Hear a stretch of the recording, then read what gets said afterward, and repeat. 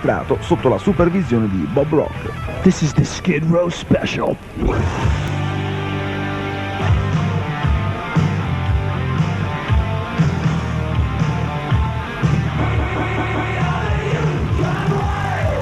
The last album was in 1991, Slave to the Grain.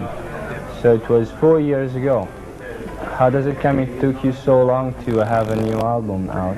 Well, basically, I think it's due to the fact that we've always had high standards for ourselves as far as songwriting goes. The first record came out, and we came up with the record in Rachel's garage,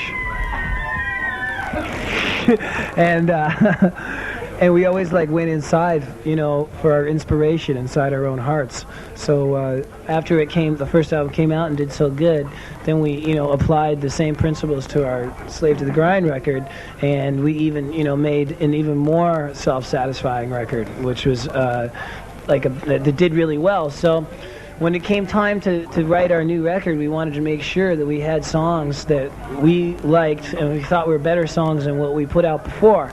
But when you've had songs like I Remember You and 18 in Life and Monkey Business and Slave to the Grind, that's a high standard of songs because a lot of people have related to them. So for us, it took us we got off the road in January '93, and it took us about a year to get 13 or 14 songs that we thought were better than the ones we put out before.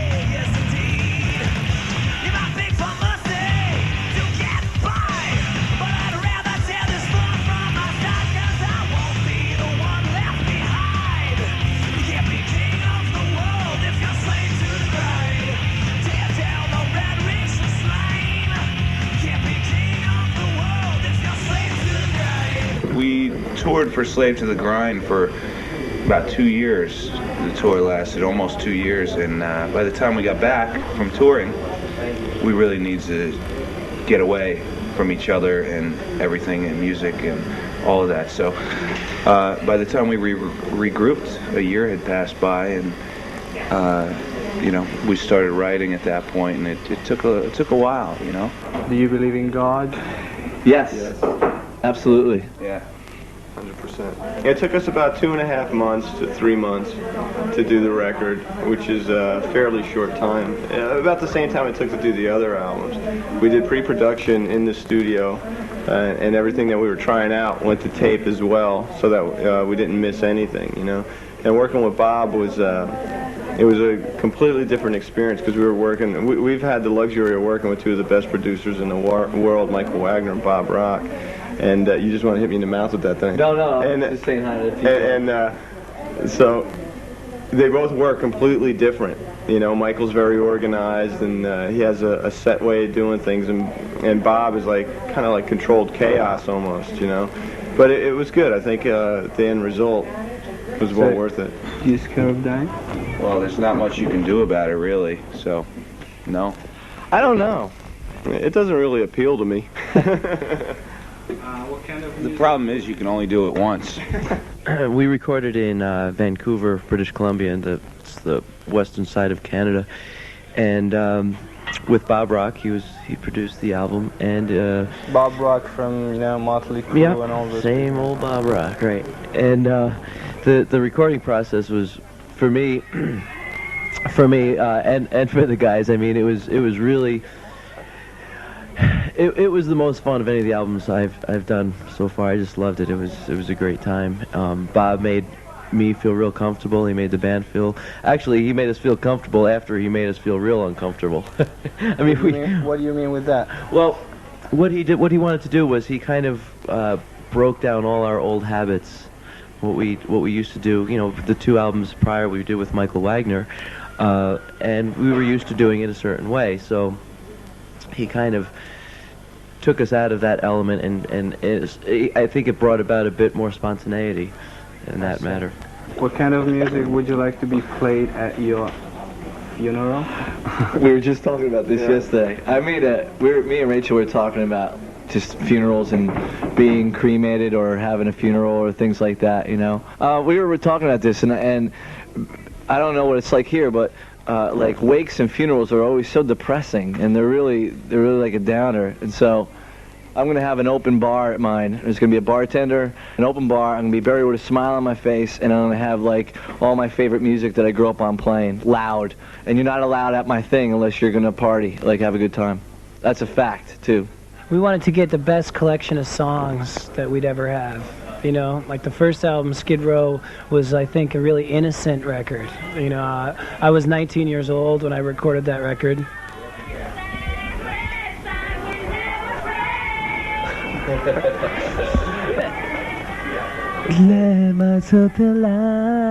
That's a big tune here.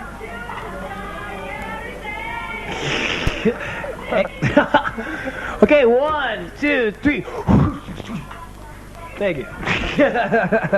So, yeah, the first record was really an innocent album, kind of, you know, young, and it sounds really young. And, you know, I remember looking back at some of my old interviews back, you know, when I was 20 years old, and people would say, so how was it in the rock and roll industry? And I go, oh, everybody's so nice. They're all on our side. They're all out for us. It's Youth Gone Wild, one for all, brotherhood, blah, blah, blah. You know, and then when we got off the road, we found out that how shark-infested the waters were of this music industry. And so the Slave to the Grind record was really a... It was a statement of like anger, you know, and looking back, it's a really angry album, Slave to the Grind. But this record, we wanted to get the emotions that we had on both the records, but have the best songs, you know, that instead of like one album that sounds like, you know, the same production, have different colors and different textures to each different song. Which is the best advice that you got received? Two don't follow advice. Yeah, don't follow it. Two things stick in my mind whenever I think of advice. One was our old manager Stephen Pritchett said to us, we weren't even signed yet, and he said to us, he goes, you gotta think sensibly when you're doing things, and if you start making money, and when you're in this business, and you have to be good to people, and because his quote was, the train doesn't ride forever. So I'll take that to my grave, definitely. No, the whole thing was is that you never knew when what the songs were going to sound like and where they were going at any given moment. It was really strange. We kind of like walked in every day with the music, and like sometimes the bass would be there and some guitars would be there, and sometimes they wouldn't be, and there'd be some vocals. So you really never knew where the thing was going to end up. So every day that you walked in there, it's kind of like you had to come up with something new to sort of add to this painting. And by the end of the whole process, when it all was done, we were like, wow, all right, so that's where it's ending up at, you know?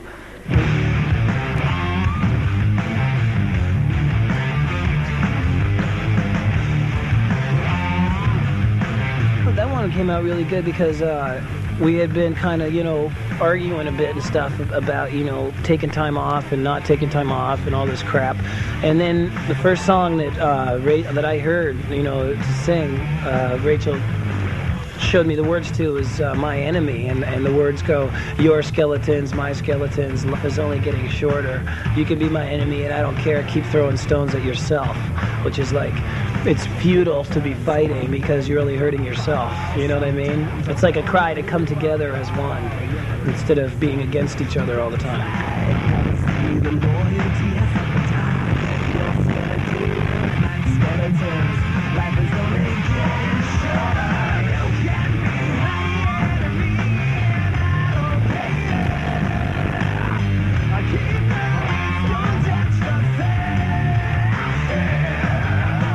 One of the easiest videos we've ever done. we always kind of get nerves when we go do videos. You don't like doing videos? It's tedious, you know. But it's. I mean, we had a great time doing this one. Actually, we did two in one day. We did My Enemy and Into Another.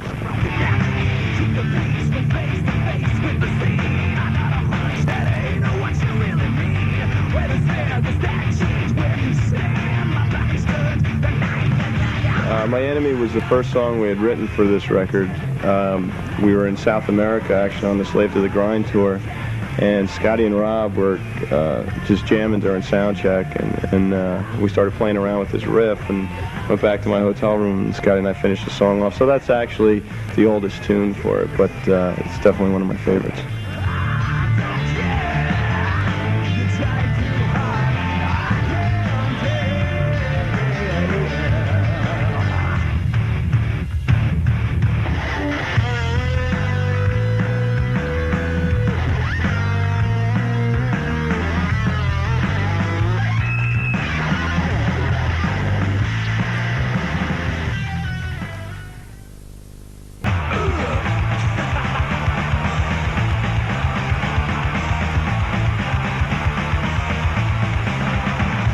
You're watching the Skid Row Special here in Italy.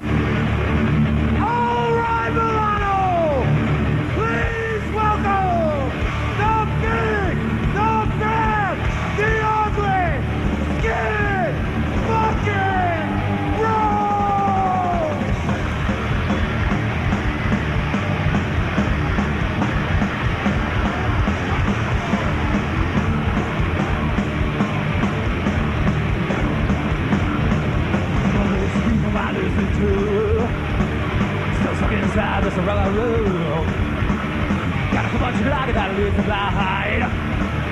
It's another gift, something life. Whoa, no. Feelings to get started around my throat, but I ain't at the edge of my rope. Won't be the one left behind.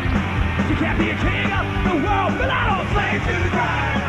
Tear down the last racial slime. You can't be a king of the world, and you're a slave to the grind. You know, we've each got older, and I think that, you know, our focus is a lot more clear. You know, we used to love to party a lot, and we put a lot of focus on that. Not that we don't like to still do that, but I think that the biggest focus now is making the best music we can and performing to the ultimate of our capabilities.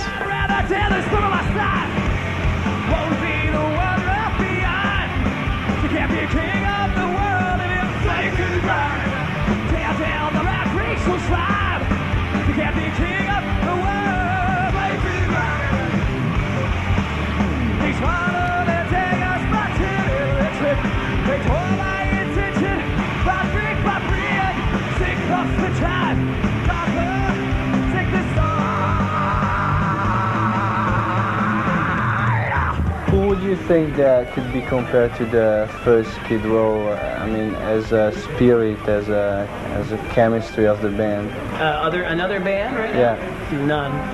None. Nope. No, because everybody's like, you know, into like being depressed and stuff like that, you know, in music now. It seems like, you know, heroin is cool and, you know, suicide and all that stuff. Our music represents life and having a good time and pushing yourself up instead of pushing yourself down. Yeah, Milano! Hey, hey, hey! Give me some lights, Keith! How the fuck you doing upstairs, baby? Alright, I just wanted you to know that if you feel like coming on the stage, you gotta get a piece of yeah.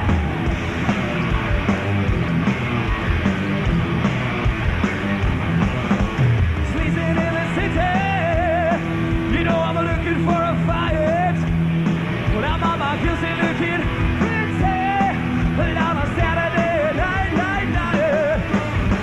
Oh, good God, that's my soul. I need a VX to rock and roll. You wait and see, but you better hurry and get a piece of me. The music has changed, and we've changed since 1989, you know. And we like to think that our music has gone somewhere else. We haven't remained the same. It's important to us that we don't stagnate in one certain sound and I don't know, one certain theme throughout our music. So, I don't know, as far as the spirit of our first record, I think a lot of the newer stuff that's coming out, in spirit anyway, as far as like being up and being able to have a good time with music, I think bands like Rancid and Green Day have a good time with music. They don't just sit there and talk about all the crap things in life, but they enjoy what they're doing. Yeah, they lighten up a bit. Don't be so. I'm not into bands that are just so heavy into like really negative, all that stuff. Yeah.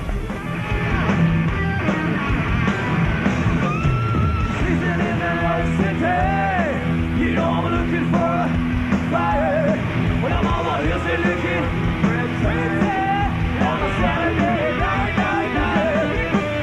One for the money, two for the show, round and around, round we go. Taking a look at what you might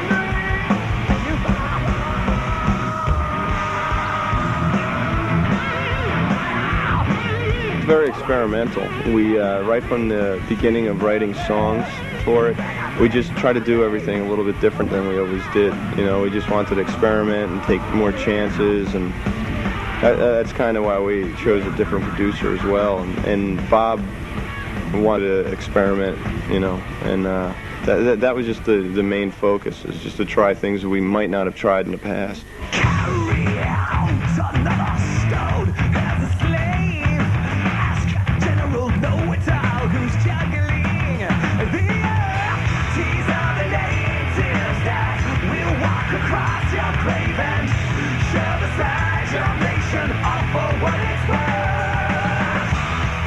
Beat Yourself Blind, I think it's probably my favorite song on the album. And when the song started, when we started working on it, it was just an idea that these guys had, and we were in the studio, and one thing led to another. We started working on the song in the studio, and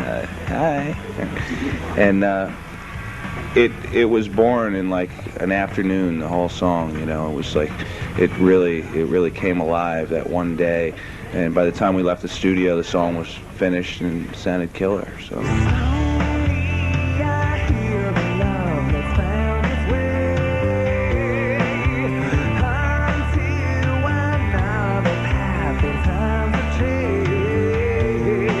Into Another was one of those songs that kind of, at least for me musically, came about sort of by an accident, and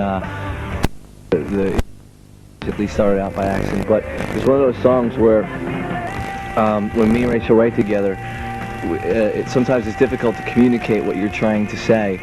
And I had this idea about something that I wanted to say, but I couldn't get it out lyrically, so I was trying to explain to Rachel.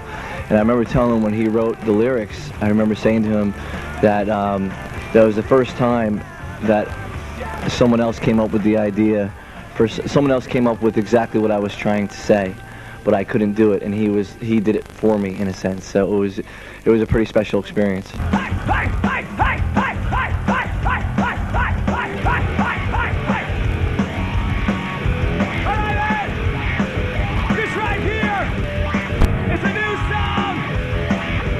This is off our album, Subhuman Race. And this is a song called Frozen. Are you ready? Awesome! Come on! Woo! Woo!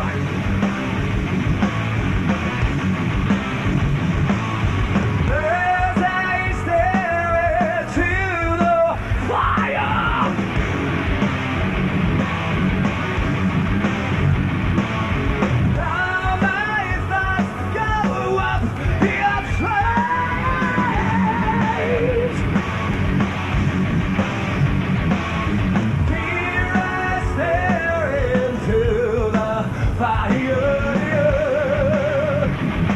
The title of the album is Subhuman Race. Do you refer to a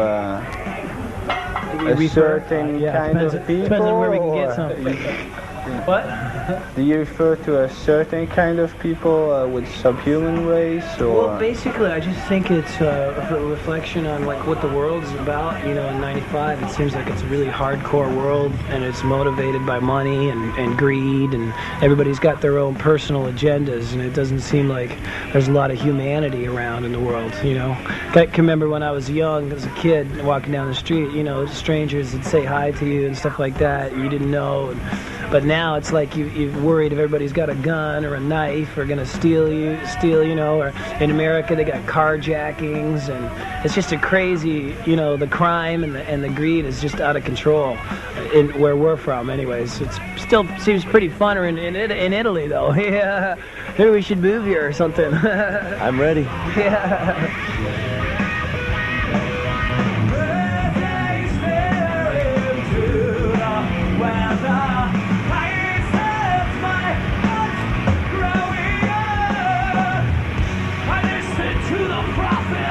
Of course, it's just a play on the human race. It's just that, like, it seems in these times we're so quick to prejudge each other, you know, be it the color of our skin or nationality or religion. It's just a way of saying that it's much easier to be a good person than it is to be a bad person.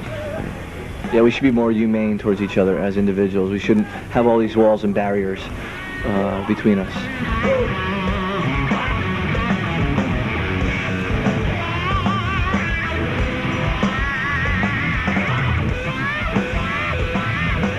Is there anybody you would like to meet? I would like to meet Paul McCartney. I almost had a chance. I did have a chance to meet him once, but I was just too nervous. I saw him. They were playing Saturday Night Live in New York City, and a friend of mine is on the show, so he called me up and he said, "This guy's your idol, man. You got to come see him." So I went up, and do you have Saturday Night Live over here? No, we had it last year, but oh, not okay. in English. Okay. So he invited me up, and I went. Paul McCartney was playing on the show, and you know, I was like 10 feet watching him do "Let It Be," 10 feet away from him, and it was blowing my mind. And he walked by, and I was trying to get up the nerve to say something to him, but I just couldn't do it, and that was it. That was the closest I got to Paul McCartney.